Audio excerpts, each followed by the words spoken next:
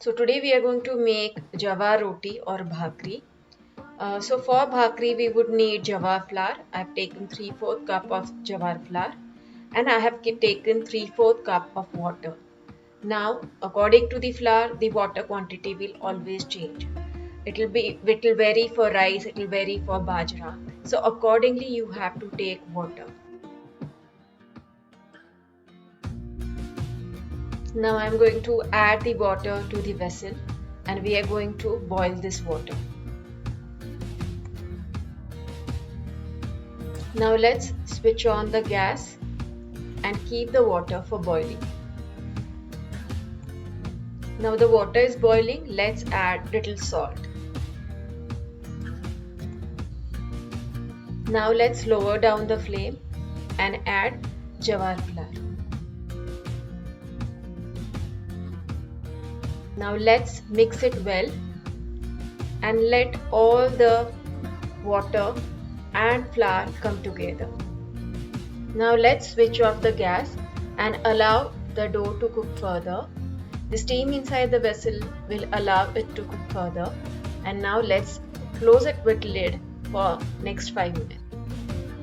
And now after 5 minutes, the dough is cooked and let's transfer it to a big plate.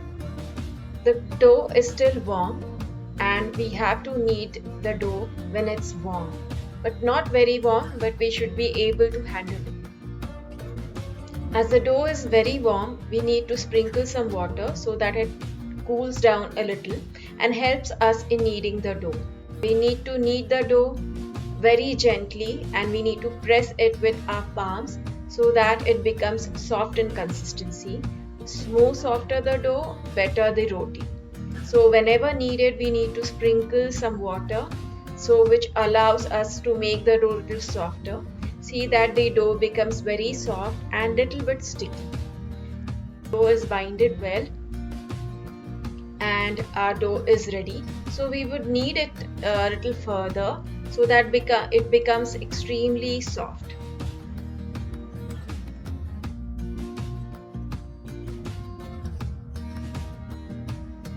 Applying little water to the palms, let's knead it further.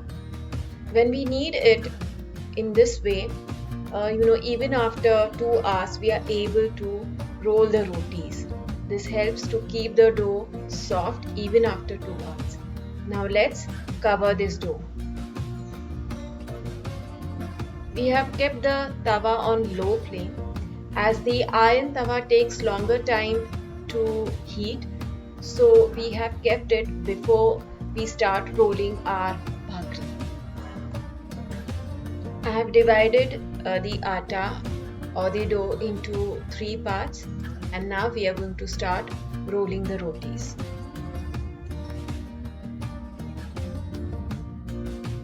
Now let's start rolling the bhakri or roti, and whenever required sprinkle little rice flour or jawar flour, and so that it helps to roll the roti, and always roll the roti on edges and then in the center.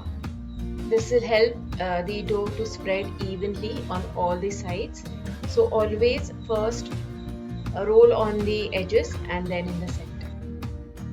On a medium flame we are going to roast our roti. Once we see it's puffing, we have to press it on all sides so that it cooks evenly from all sides. Then we can also roast it on gas flame and our roti is ready.